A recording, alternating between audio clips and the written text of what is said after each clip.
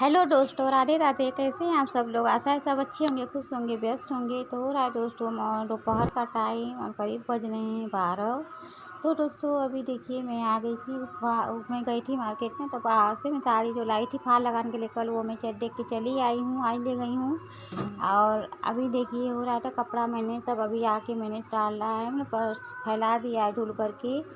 और अभी देखिए ना बाबू है तो उसको मैं खिलाने चलूँगी। तो ये देखिए फाल मैंने ढोल के रखा है, इसको लगाना है साड़ी में। और उसके बाद ना मैं खाना ना बाबू को खाना खिला रही थी। तो मैं बनाई थी मीठी का खिचड़ी और रोटी, वही मैंने बाबू को मैंने खिला दिया था। और बाबू मैं सो गया था तो मैं बैठ गई थी सिलाई पर। तो अभी देखिए ब्लाउज जो ना ये मम्मी का ब्लाउज है। तो इसने मतलब कि इसको इसमें पाइपिंग लगाना है। तो ये ना पाइपिंग इसमें मैं लगा दूँगी, बाकी का काम हो गया। बाकी इसमें ना आस्तीन जॉइंट करना है, तो उसको भी अस्तर लगा के मैं आस्तीन जॉइंट कर दूँगी। और अभी इसमें ये काम मैं थोड़ा-थोड़ा कर रही हूँ, पहले जो मार्केट का है, क्योंकि ये घर का काम है दोस्तों। तो इसे मैं बाद में भी आराम से, जो कोई काम नहीं रहता तो करती रहती हूँ। काम तो है पर फिर भी बीच-बीच में मैं करती रहती हूँ। और बाकी है ना, तो जो काम बाहर से आ जाता है, मैं मार्केट से लाती हूँ, तो उससे जो पैसे की मेरी अर्निंग होती है, तो उसको काम पर फिर समय से देना भी होता है। तो वो ज़रूरी काम है दोस्तों। तो मैं उसे ना मैं पहले कर देती हूँ। तो अभी ये थोड़ा-सा टाइम अभी बचा था ना, तो मैंने सोचा कि ये पाइपिंग मैं लगा लूँ ब्लाउज में। तो ब्लाउज का सबसे डिफ़िकल्ट काम मुझे भी ना ये पाइपिंग लगाना ही होता है। कभी-कभी तो मुझसे भी मिस्टेक हो जाता है, पर लेकिन मिस्टेक होने से या गलती होने से, आदमी को डरना नहीं चाहिए, क्योंकि हमें गलतियों से ही हमें सीख मिलती है। और गलती से ही हम सीख कर आगे बढ़ते हैं। तो गलती से कभी भी घबराना नहीं चाहिए कि गलत हो गया है, तो उसे और स्वीकार करके उसे आप सही करने की कोशिश करें, तभी आप आगे बढ़ सकते हैं। तो दोस्तों तो ये काम मैं कर लेती हूँ। तो आज का टॉपिक है दोस्तों, क्योंकि कि आप ज़ीरो लागत से सिलाई स्टार्ट कर सकती हैं और आपका एक पैसा भी नहीं लगेगा। यहाँ तक कि आपके पास मशीन भी नहीं है ना, फिर भी आप आसानी से सिलाई कर सकती हैं, तुरपाई कर सकती हैं, ब्लाउज की में तुरपाई, सूट में तुरपाई आप कर सकती हैं। और घर के काम से थोड़ा-थोड़ा समय बचत करके आप और इधर ना आप अपना सिला तुरपाई कर सकती हैं, साड़ी में फाल लगा सकती हैं। तो ज़ीरो लागत से आप सिलाई स्टार्ट कर सकती हैं। और हर हाउसवाइफ़ के लिए, किसी भी हाउसवाइफ़ के लिए सिलाई एक बेस्ट ऑप्शन है अर्निंग करने का। और इससे आप घर में रह के अपना घर परिवार भी देख लेती हैं, बच्चे को भी देख लेती हैं, और अपना काम सब निपटा के आप आराम से अपना 2 पैसे की अर्निंग आप कर सकती हैं। तो दोस्तों इससे अच्छा ऑप्शन हाउसवाइफ़ के लिए और कोई नहीं हो सकता। सिलाई सबसे बेस्ट ऑप्शन है और हर हाउसवाइफ़ को कोई कुछ ना कुछ सिलाई आती ही है। तो वो अपना अर्निंग स्टार्ट कर सकती हैं और अपने काम के साथ-साथ आगे अपना बिज़नेस वुमन भी बन सकती हैं। तो आपके लिए, हम जैसो हाउसवाइफ़ के लिए ना सिलाई एक अच्छा ऑप्शन है। और मेरे पास तो मजबूरी है दोस्तों कि क्योंकि मैं तो स्कूल जॉइन करना चाहती थी, क्योंकि मैं एमए तक की पढ़ाई की हुई हूँ और बीए मेरा बीएड में करना चाहती थी, पर बाबू की वजह से ना मैं नहीं कर पाई। और उसकी वजह से फिर मैं मतलब कि मैं ना मुझे टाइम नहीं मिला, मैं मजबूर हो गई। नहीं तो मैं बीएड भी कर लूँगी, अगर बाबू सही होगा तो मैं बीएड करके अपना स्कूल भी मैं भी सोचूँगी कि मैं स्कूल में भी अपना मतलब स्कूल में जॉइन करूँ। पर अभी शायद मेरी किस्मत में नहीं है।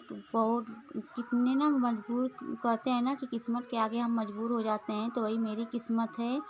पर कोई बात नहीं, मुझे फिर भी मुझे ना सिलाई भी आती थी, तो मैंने सिलाई अपना स्टार्ट कर दिया है, क्योंकि मुझे सिलाई में भी रुचि थी। तो एक ऑप्शन नहीं तो दूसरा ऑप्शन हम मेरे लिए मतलब मुझे काम आया।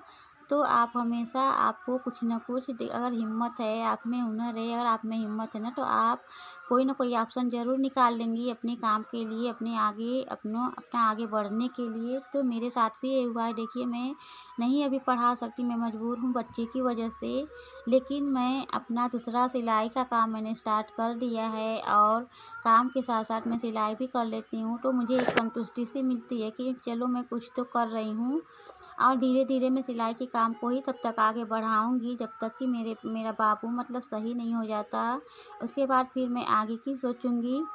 तो अभी तो मुझे घर के काम से ही टाइम नहीं मिलता, फिर भी मैं ना टाइम निकाल के अपना काम करती हूँ। अगर आदमी इंसान हाउसवाइफ़ लेडीज़ करना चाहे ना तो कुछ भी कर सकती है, इसमें दो राय नहीं। अगर आप चाहेंगे तो नहीं चाहेंगे तो ऐसे भी टाइम बीत जाएगा और वैसे भी बीत जाएगा। तो अपने लिए कुछ करना चाहिए और इससे हमारी आर्थिक स्थिति भी मजबूत बनती है और हमें भी गर्व होता है, हमें एक तसल्ली, एक सुकून सा मिलता है कि हम भी कुछ कर रहे हैं। और आज के ज़माने में ना अर्निंग करना तो बहुत ही ज़रूरी है, क्योंकि इतनी महंगाई है तो एक आदमी से खर्चा चलने वाला नहीं है।